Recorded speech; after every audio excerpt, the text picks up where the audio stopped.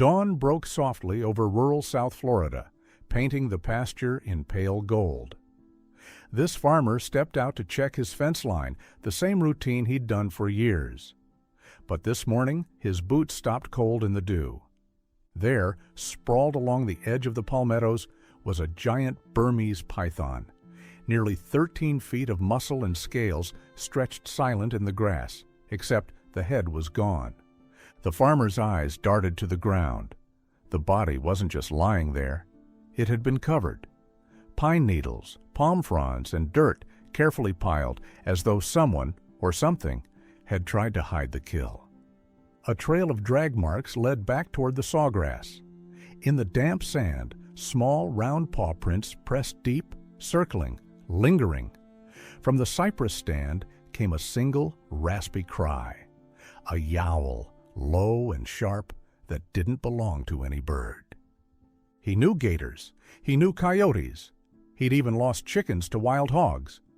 But none of them cached kills like this. None of them took the head. His stomach twisted.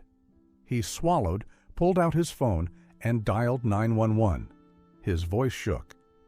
"I've got a headless snake on my property, and I think I know what did it." Who was hunting the hunters?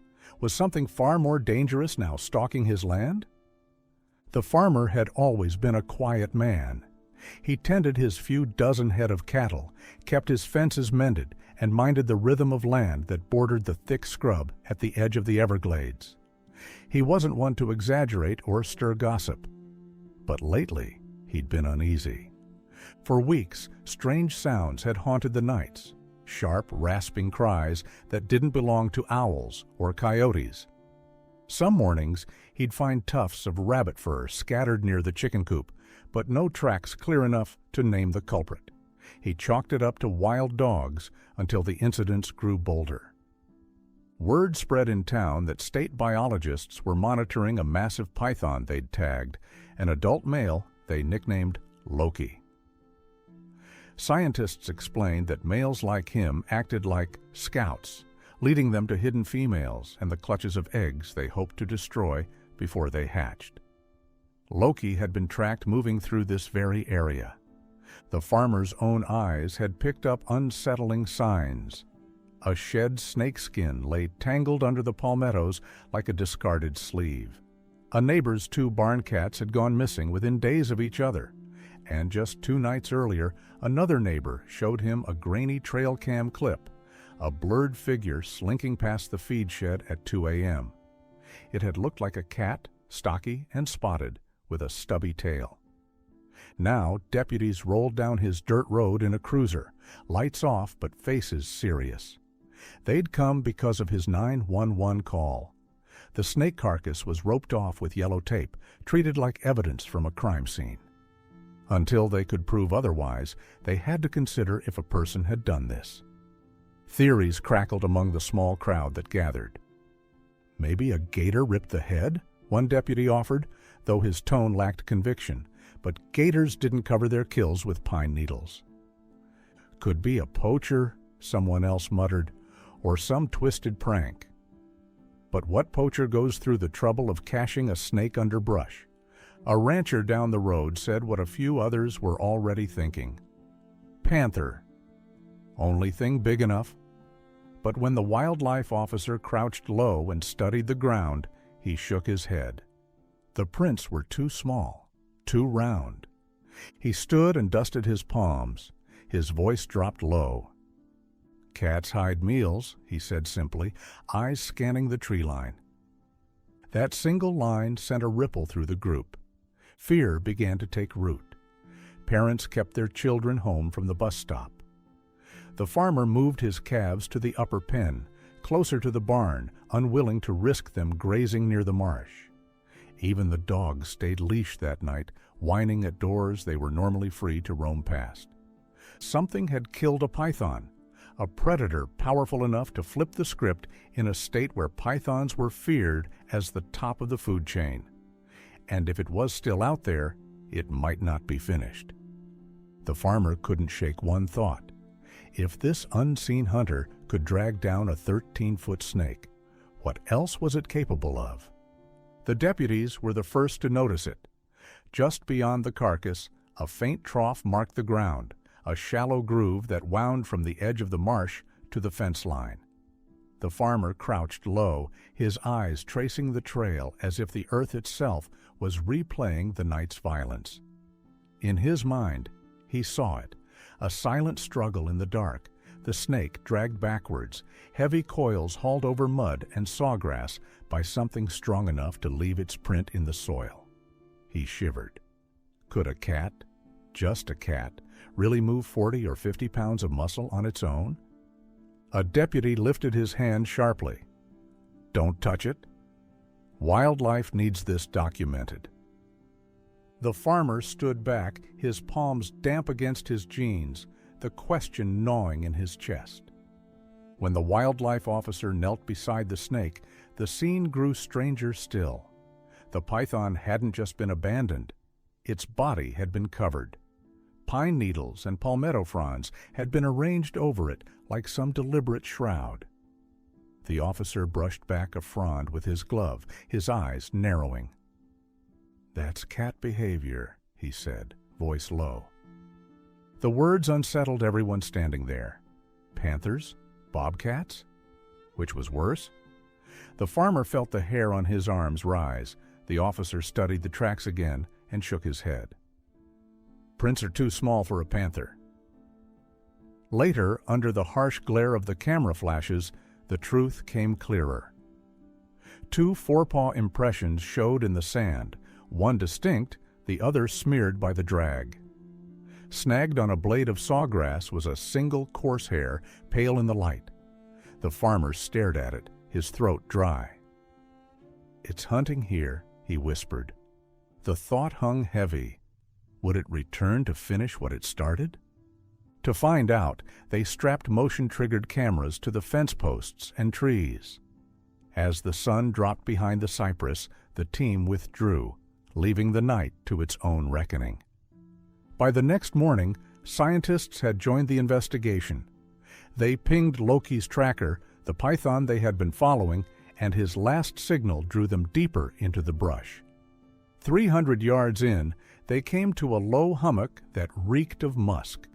A biologist crouched in the depression, his gloved hands lifting fragments of broken eggshell from the soil. "This looks like a python nest raid," he called out. The farmer's stomach sank. Was it the same predator that had decapitated Loki?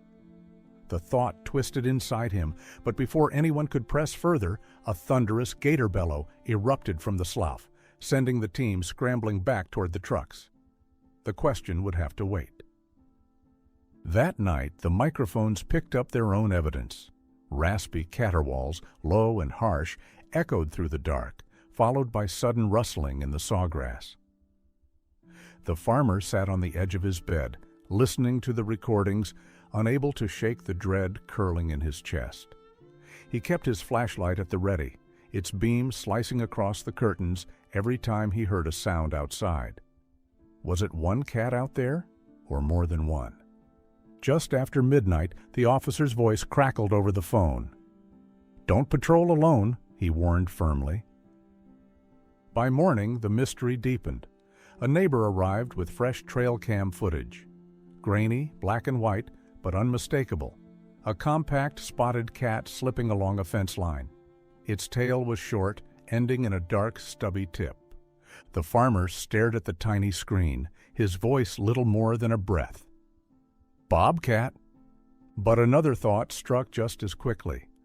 Could a bobcat truly decapitate a python this size? The officers cautioned against speaking too soon. "We need proof before this goes public," one said. "Otherwise, someone might decide to take matters into their own hands." The answer almost came sooner than anyone expected. At 3:14 a.m., one of the cameras triggered. In the grainy feed, a stocky silhouette crept from the sawgrass, moving low and deliberate. It padded straight toward the python's carcass, paused at the raw neck stump, and pawed at the pine needle cover like it was checking its own work. Inside the monitoring truck, the farmer and officers held their breath. No one moved, no one spoke. Would it feed or would it flee? The cat flicked its ears, lifted its head to the wind, then slipped back into the sawgrass without a sound. Relief and frustration collided in the truck. Proof was close, but not yet absolute. The next morning delivered one more twist. Just beyond the cache, fresh claw marks raked the sand in sharp arcs. A small pile of scat gleamed in the sun, dark and wet. When a biologist prodded it with a stick, tiny fragments of scale glinted inside. He crouched low, his eyes widening. "This isn't random," he said quietly. The farmer stood still, staring at the evidence, his heart thudding. Was nature itself finally pushing back? The officer gave a single nod. "We log gators that eat pythons. But this..." He gestured at the scat, the claw marks, the covered body. "This is new." The decision was made. They would stake out the site one more night, cameras rolling, nerves taut, waiting for the hunter to reveal itself. In the meantime, life on the farm shrank to nervous routines. The farmer carried calf bottles into the kitchen instead of the barn, casting wary glances at the fields through the window.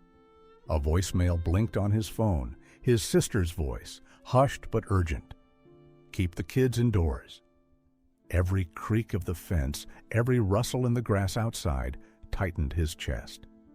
The thought he couldn't shake was simple, but terrifying. If this predator could bring down a giant python, what else might it take next? By the next afternoon, word had already spread farther than anyone wanted. Someone had posted a blurry photo of the headless python on a local Facebook group, and before long the theories multiplied. Some swore it had to be a panther, the kind of story Floridians love to pass around. Others accused sick people of mutilating the snake for fun, even suggesting cult activity. The truth hadn't been confirmed, but the damage was done. At the feed store, men argued openly over what should happen next. "If it's a panther, you take it out before it takes someone's kid," one said, pounding the counter. A younger man fired back that panthers were endangered, that killing one was a felony. The debates bled into the farmer's own yard. Strangers slowed down as they drove past his pasture, craning their necks to catch a glimpse of the taped-off fence line. That evening, a neighbor stormed up the dirt road carrying a rifle slung across his shoulder. He was red-faced, sweating, muttering about protecting the neighborhood. "If nobody else will take care of this, I will," he spat, glancing toward the pasture. Two deputies were already on site. They stepped between him and the fence. "Stand down," one said sharply. "You fire that rifle, you're looking at charges." The standoff left the farmer rattled. He didn't want violence on his land, but he also didn't want whatever predator had done this coming closer to his calves or his children. He felt caught between fear and respect, between protecting his family and acknowledging that maybe, just maybe, this was the land finding its balance again. That same dusk, the wildlife team returned to reposition their cameras. The air was heavy, the sky streaked orange as the sun dipped into the swamp. While they adjusted tripods near the fence line, movement froze them in place. Out of the palmettos, low and deliberate, came the cat. Its spotted coat blended with the mottled light, its body coiled with silent precision. It slinked along the fence line, eyes fixed on the python's covered body. The farmer's breath caught in his throat. The bobcat paused, ears flicking. It gave a sharp huff, the sound of claim and warning, before lowering its head toward the cache. For a suspended moment, everything was still. The deputies, the farmer, the biologists, all holding their breath. Then a deputy's radio cracked with static, the sudden burst shattering the quiet. The cat's ears twitched, its muscles tightened, and in a heartbeat it bolted back into the sawgrass, vanishing like smoke. The tension snapped. Everyone exhaled at once. One deputy cursed softly. The farmer rubbed the back of his neck, torn between awe and unease. The officer made the call quickly. We leave the carcass one more night. Cameras stay up. We need definitive footage. As the equipment was checked and reset, the farmer finally spoke, his voice low. If it's learning to hunt these things, maybe that's good. The biologist looked at him, eyes hard. If it is, we need proof, and we need to protect it. Because proof was the only shield the bobcat had. Without evidence, rumors could grow like wildfire. On social media, stories about ritual killings and loose panthers were already gathering steam. All it would take was one angry man with a rifle, and the bobcat could be gone before the truth ever came out. The farmer looked out across his pasture as the last light drained from the horizon. For the first time since the morning he had dialed 911, he wondered if what had terrified him might also be the very thing keeping his land safe. But until they had the footage, until the world could see what really prowled the fence line, the danger hung in the air like the thick Florida humidity, ready to break at any moment. The night was thick with silence, broken only by the faint whine of mosquitoes against the truck's windshield. Everyone inside was tense, eyes locked on the glowing monitor that showed the feed from the cameras they'd left behind. Hours dragged past. Midnight came and went. The farmer shifted in his seat, restless, his hand never far from the flashlight, wedged between his knees. At 2:07 a.m., movement flickered across the screen. The python carcass came into view, and out of the shadows, the bobcat appeared once more. This time it wasn't cautious. It strode forward with a kind of quiet authority, as though it had decided the pasture was its own. Its body was compact and powerful, shoulders rolling as it moved. The mottled coat blended with the palmettos, but in the camera's infrared glow, every muscle stood out. It lowered its head, gripped the python by the slack flesh, and tugged. The body shifted an inch, then another, dragging along the sand. When it finished, the cat began pawing pine needles back over the meat, deliberately covering the carcass again. Classic feline caching. The camera zoomed automatically. For the first time, the image was sharp and undeniable. A bobcat, ears tufted, tail short and black-tipped. The predator wasn't a rumor or a guess anymore. The farmer let out a long breath he hadn't realized he was holding. Relief mingled with awe. This wasn't the work of poachers, nor was it a roaming panther threatening his children. It was a native cat, small compared to a python, yet smart enough and brave enough to turn the tables. Another alert chimed. A second video cued, this one from the Nest camera set near Loki's last location. Days earlier, while the team had been searching elsewhere, the bobcat had already been at work. The grainy footage showed the same animal creeping into a shallow depression. It sniffed once, then began tearing into eggs, crushing shells beneath its paws, even carrying one off into the brush. A python nest raid caught on camera. The biologist leaned forward, voice firm but hushed. It's a bobcat. First time we've documented one killing and decapitating a Burmese python on this property, and it's also raiding nests. This is adaptive behavior. Nature's learning. The deputies exchanged stunned glances. For years, pythons had been seen as nearly unstoppable, top predators with no rivals. Now, here was proof that Florida's own wildlife was beginning to fight back. The biologist explained what the footage revealed. A bobcat can't overpower a python in a wrestling match, but it can target vulnerable points, the head, the neck, where a strike is quick and decisive. It feeds selectively, then caches the body to hide the scent from competitors. It's survival instinct, sharpened by necessity. The officer, who'd been skeptical from the start, let his shoulders ease. He turned to the farmer, his tone softer now. You did the right thing calling 911. This footage could change management decisions. The farmer leaned back, exhaling. His land hadn't been the stage for cruelty or a terrifying panther hunt. It had become something else entirely, a battlefield where the balance of nature was shifting in real time. And for the first time in years, it seemed the python wasn't the only predator writing the rules.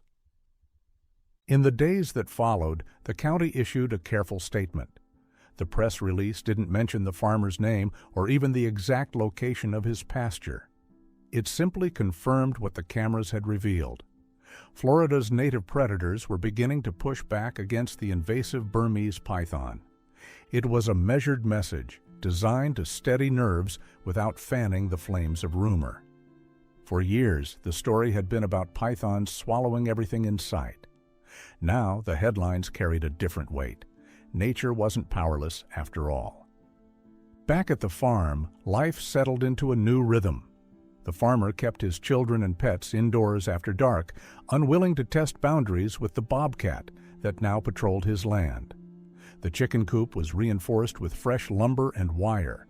Yet when he spoke about the animal, it wasn't with fear, it was with respect.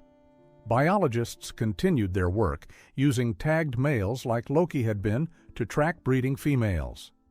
They asked for access to the pasture, and the farmer agreed. If his land had become part of this invisible war, he wanted to help tip the scales back toward balance. Reflecting on it one evening, he put it into words better than anyone else could. For years, pythons wrote the rules. Now, something small and wild is writing a new chapter. The scientists didn't promise miracles. They reminded everyone that pythons were still a massive threat, that eradication was nearly impossible. But there were hopeful notes, cold snaps that killed off the weakest snakes, gators that hunted hatchlings, raptors pulling young serpents from the grass, and now bobcats that had learned to strike where no one expected. Together with people working smarter, it meant the Everglades still had a fighting chance. Would you have left the carcass out to catch the predator on camera, or dragged it away? Tell us below, and if you want more true moments like this, subscribe.